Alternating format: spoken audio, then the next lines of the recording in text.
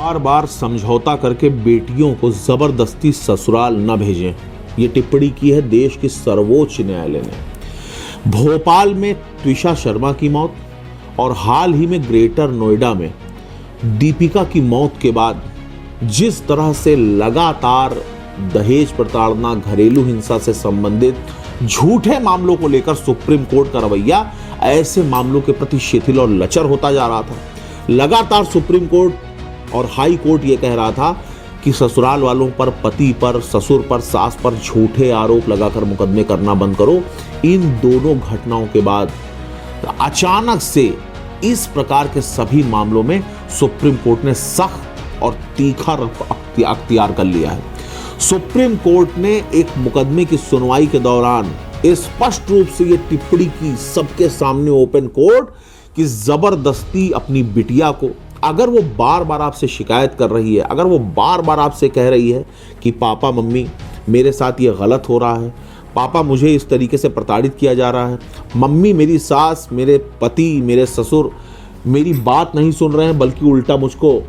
लताड़ रहे हैं, जलील कर रहे हैं, प्रताड़ित कर रहे हैं, अपमानित कर रहे हैं, मैं वहाँ नहीं रहना चाहती, तो एक बार, दो बार, लेकिन 1000 बार नहीं। यानी कि सुप्रीम कोर्ट ने इस बात को साफ साफ कहा है कि आप अपनी बच्ची के घर को बचाने की कोशिश करिए, लेकिन जबरदस्ती उसको ऐसे नर्क में मत ढकेल दीजिए कि उसके साथ वही हो जो दीपिका और त्विषा के साथ हुआ।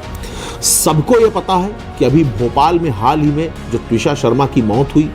जो उसकी हत्या की गई, जिसके बाद न केवल उसके पति को बल्कि पूर्व रिटायर्ड जज जो उसकी सास थी उनको भी पुलिस ने हिरासत में ले लिया। उनकी एंटिसिपेटरी बेल को कोर्ट ने डिनाई किया, खारिज कर दिया। उसके बाद सुप्रीम कोर्ट ने सख्त रुख अख्तियार करते हुए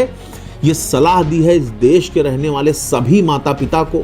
इस देश की सभी बेटियों को कि जबरदस्ती प्रताड़ना को मत सहना, जबरदस्ती हिंसा को मत सहना। और सभी माता पिता को सुप्रीम कोर्ट ने हिदायत दी है इस देश में कि अगर आपकी बच्ची आपको बार बार आकर के अपना दुख सुना रही है तो जबरदस्ती उसको ऐसे मौत के कुएं में मत ढकेलो कि जिसके बाद आप सिर्फ और सिर्फ अफसोस करते रह जाएं, हाथ मलते रह जाएं। सभी लोगों से मैं खुद ये अपील करना चाहूंगा कि अगर एक घटना रिपीटेडली बार बार आपके सामने आ रही है तो उसको इग्नोर मत करिए। आपकी बच्ची आपकी खुद की संतान है, उसको आपने पाला है, गोद में खिलाया है,